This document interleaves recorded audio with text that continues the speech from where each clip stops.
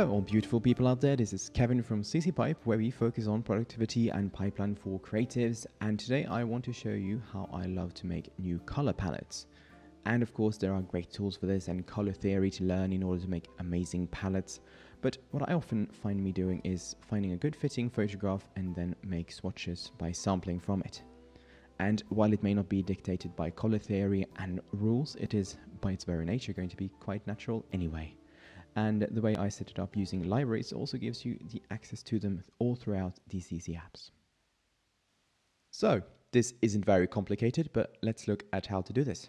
And first, of course, find a suiting image. And in this case, I thought I'd go for some autumny colors. And I'll usually just Google a bit. We are just sampling colors after all, so it's not like the copyright is going to be an issue. And for the example, I saved this one that I have open over here in Photoshop.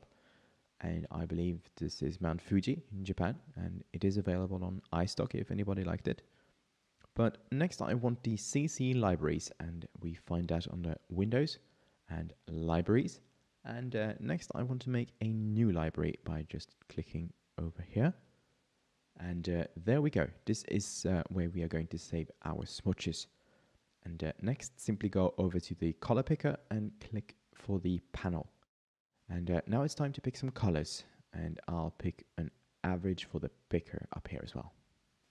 Okay, now I can't tell you exactly how to choose, of course, but how I'm thinking here is that I want some primaries and then some secondaries.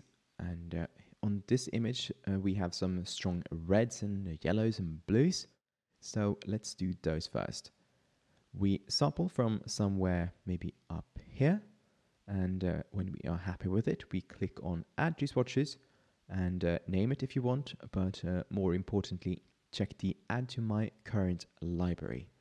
And then when we've done that, we see that it appears. And next we have the yellows, which when we hover over it, we see that it's actually a bit more close to some mustardy color really. But we do the same thing for that one. We add to Swatches and just press OK. And next we have something blue, and we do the same thing over again. We sample maybe from here, and we add it and press OK. Now I realized looking at this before that we have a lot more subtle colors around here by the shore, and just by running the picker over here we see that there's quite a wide selection. And the wall here is a nice beige, and I like that, so we do the same thing for that. We sample, we add and press OK to that one. And next maybe something a bit more brownish, maybe a darker brown. And maybe I'll just take that from here. And lastly, why not grab some lighter blue from the sky as well. Now, there are no guarantees, so next I guess look it over and see what you feel about it, or if there's something you like to replace. But when you are happy with it, the last thing I'm going to do is make a folder here and name it Swatches, and then just drag them all in. And that's it for this time. Hope it was helpful.